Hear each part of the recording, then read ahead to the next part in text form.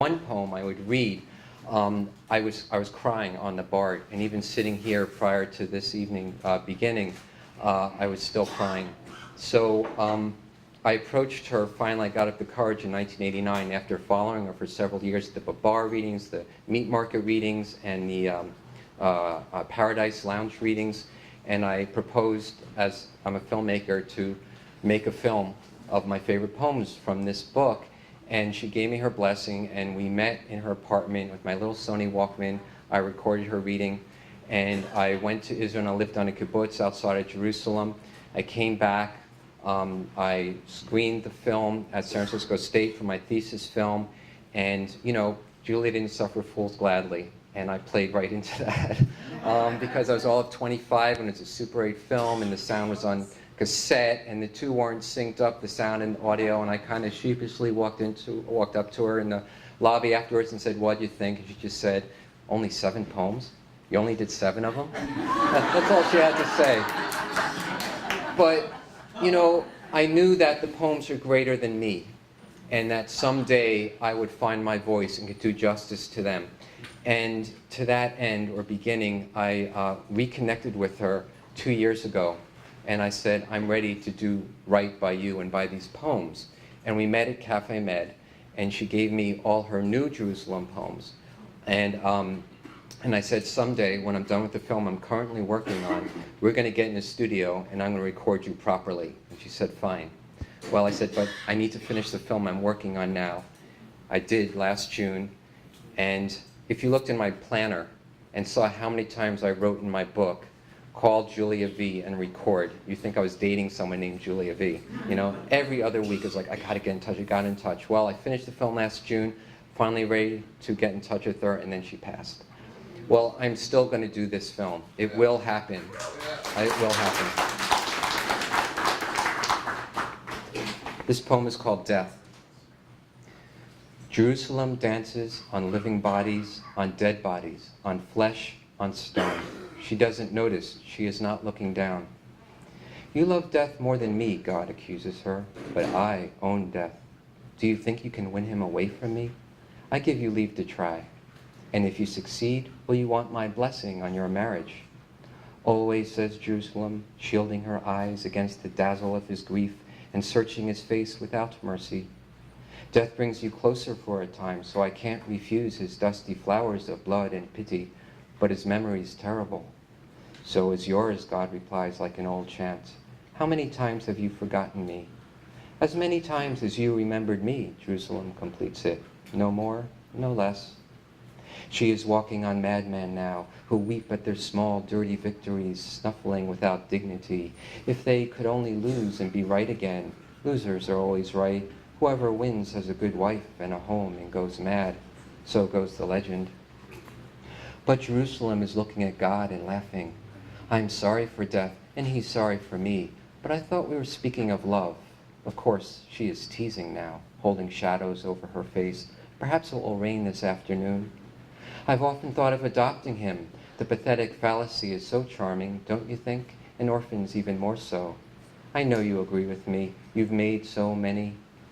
"We were speaking of love," God won't change the subject, "and of death, and I want an answer. Would you still love me if I never killed again?" Jerusalem stops and looks suddenly younger. An awkward schoolgirl handed the awkward question. She bites her lip and thinks till a dog starts barking at her ankle, almost visible now, and not what dogs expect to find in the street. "I don't know," Jerusalem answers slowly. "You wouldn't need me then. I don't think I could forgive you. I would be lonely too." "I know," God agrees. "You have very beautiful hair." Jerusalem smiles her feet back into dancing. "Do you really think so?" "Yes," says God bleakly, "I do."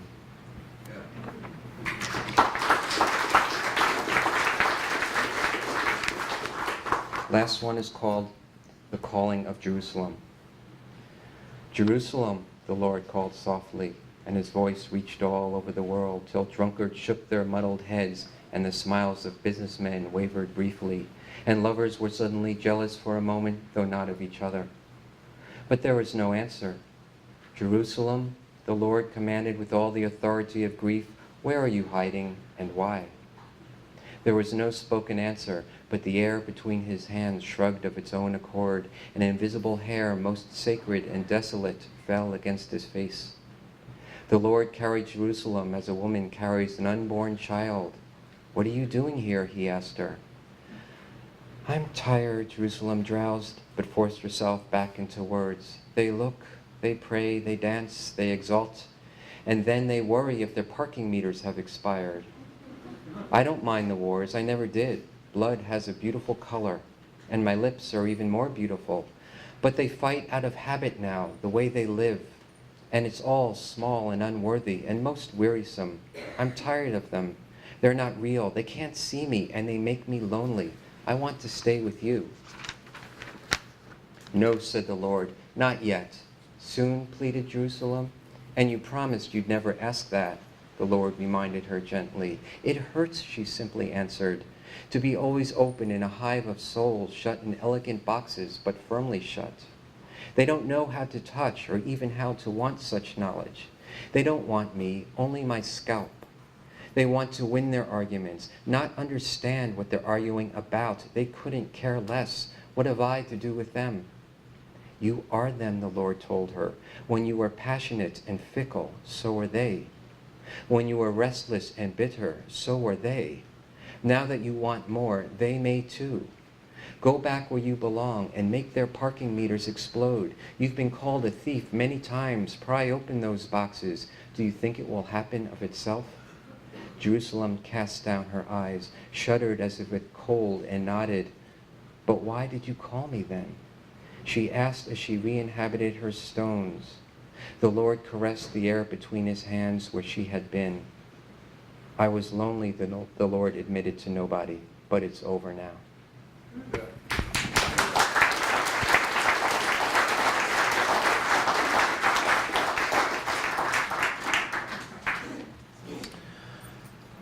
Thanks, Ken. Rudy John Tanner.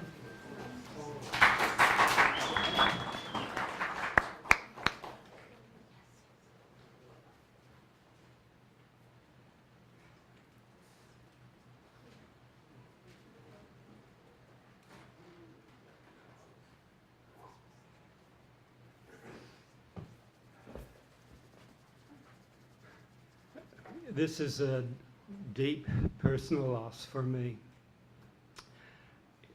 which I will feel for the rest of my life. And I also won't feel the loss because I'm so lucky that I was a friend of Julia, and I will be happy about that for the rest of my life.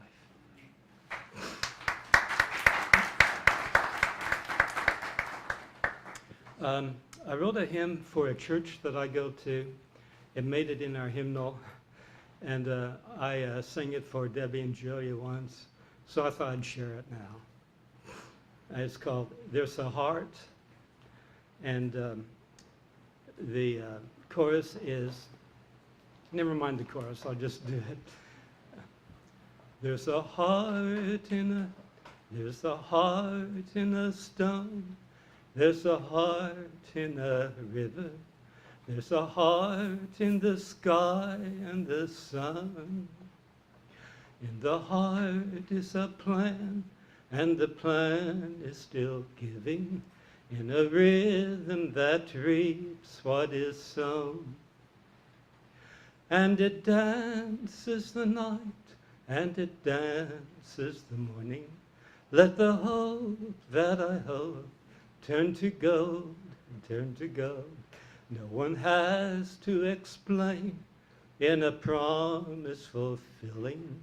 No one ever can take it away. There is heart in a stone, every stone in a mountain, every mountain that's wearing away, away. Though it's only a day, in the heart of forever, it's a heart that will never delay.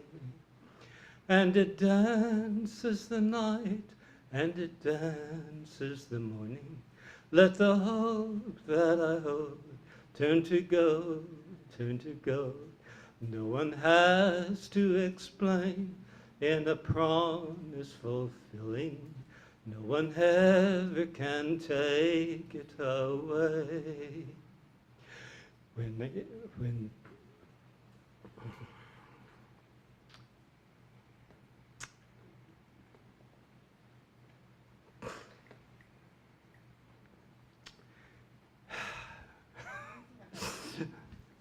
the third verse. Why don't you do it with me? So, and it dances the night, and it dances the morning. Let the hope that I hold turn to gold, turn to gold. No one has to explain in a promise fulfilling. No one ever can take it away. Here we go. When compassion can flow in my heart like a river over wounds that have hardened to stone, to stone. There's a rainbow to where it is light, it is fitting for the healing our planet can know. And it dances the night, and it dances the morning. Let the hope that I hope turn to gold, turn to gold. No one has to explain in a promise fulfilling. No one ever can take it away.